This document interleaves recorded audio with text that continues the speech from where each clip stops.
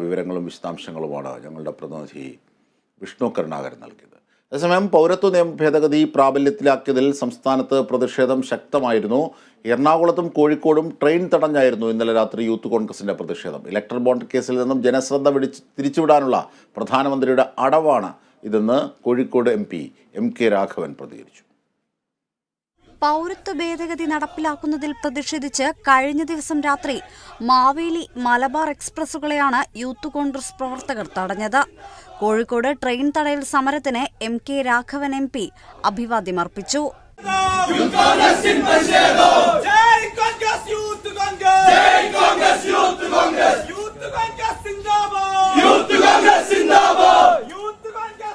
അതേസമയം electoral bond കേസിൽ നിന്നും ജനശ്രദ്ധ തിരിച്ചുവിടാനുള്ള പ്രധാനമന്ത്രിയുടെ അടവാണ് പൗരത്വ നിയമം നടപ്പിലാക്കുമെന്ന പ്രഖ്യാപനമെന്ന് MK രാഘവൻ MP പറഞ്ഞു. ന്യൂനപക്ഷങ്ങളെ ഭയപ്പെടുത്താനുള്ള മോദി സർക്കാരിന്റെ ഏതു നീക്കത്തെയും ശക്തമായി തന്നെ നേരിടുമെന്നും MK രാഘവൻ MP കൂട്ടിച്ചേർത്തു.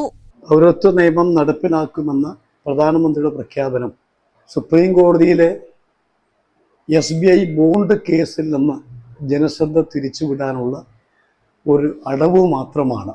ഈ ഒരു പൗരത്വ നിയമം നടപ്പിലാക്കുമെന്ന് 4 വർഷം മുമ്പേ പ്രഖ്യാപിച്ചതാണ്. കഴിഞ്ഞ 4 വർഷമായി നടത്താൻ കഴിയാത്തൊരു കാര്യം ഈ ഘട്ടത്തിൽ പ്രഖ്യാപിക്കുന്നത് ശുദ്ധ രാഷ്ട്രീയ തട്ടിപ്പാണ്. ഇന്ത്യ മുന്നണി അധികാരത്തിൽ വന്നാൽ ഈ പൗരത്വ നിയമം അറബിക്കടലിൽ ഞങ്ങൾ വലിച്ചെറിയും എന്നുകൂടി പറയാൻ ആഗ്രഹിക്കുന്നു.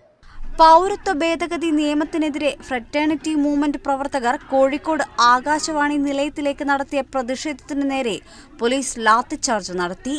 സംസ്ഥാന വൈസ് പ്രസിഡന്റ് ലബീബ് കായക്കൊടിയുടെ ഉദ്ഘാടന പ്രസംഗം നടത്തിക്കൊണ്ടിരിക്കെ പ്രവർത്തകരെ അറസ്റ്റ് ചെയ്തു നീക്കാൻ പോലീസിന്റെ ഭാഗത്തു നിന്നുമുള്ള ശ്രമം സംഘർഷത്തിനിടയാക്കിയിരുന്നു. അറസ്റ്റിന് വഴങ്ങാതായതോടെ പോലീസ് ലാത്തിച്ചാർജ് നടത്തുകയായിരുന്നു.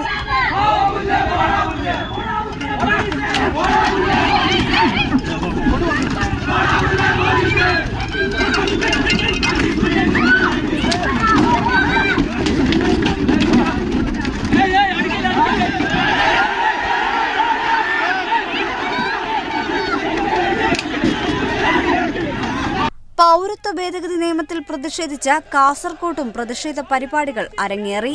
ഫ്രറ്റേണിറ്റി വെൽഫെയർ പാർട്ടി പ്രവർത്തകർ പ്രകടനം നടത്തി.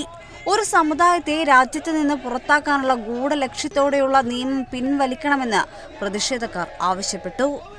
News desk Kerala vision news.